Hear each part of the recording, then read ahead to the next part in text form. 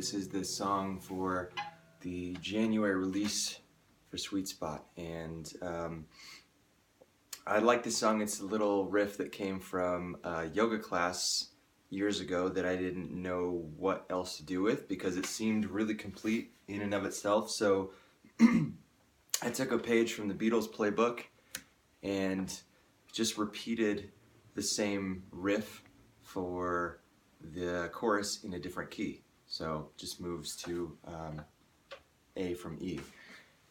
The song itself, to me, is significant because it's called Make Believe, and really what it's about is the responsibility of taking something from your life that you're creating and finding it a proper home.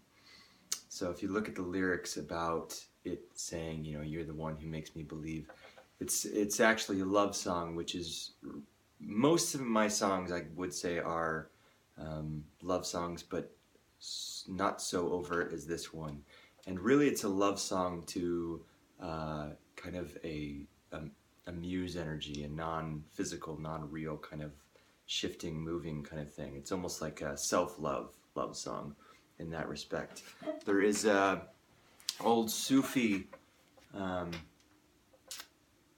tradition that tells the famous story of the 12th century fool and sage Mullah Nasruddin. From this book here, Greg Gaber-Mate talks about this. He says, Nasruddin was on his hands and knees searching under a street light.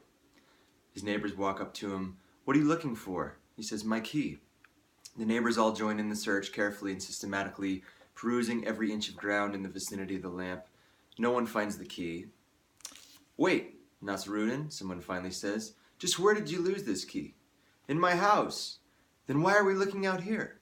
"Because, of course, I can see better here under the light." So,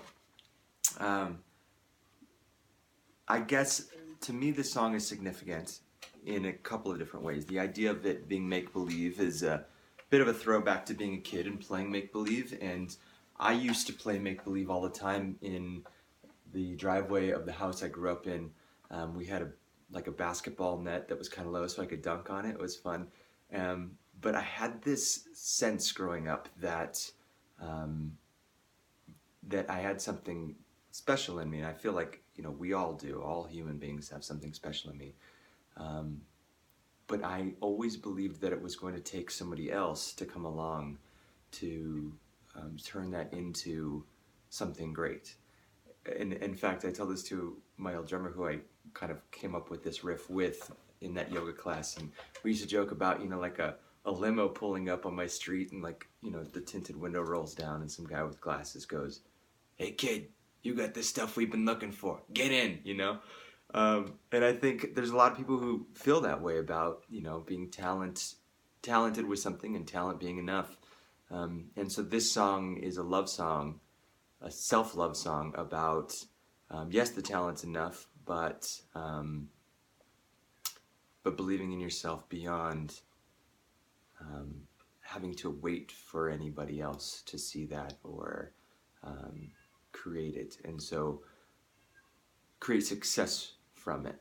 So this song is really about finding a home for the things that you make that are great in life, to be appreciated beyond any expectation or anticipation of it, being bound to the chains of success in terms of like money or fame or acknowledgement, but success really being defined truthfully and honestly and authentically in how it can change the way simply just somebody feels and make them feel better about themselves. So yeah, so I hope you enjoy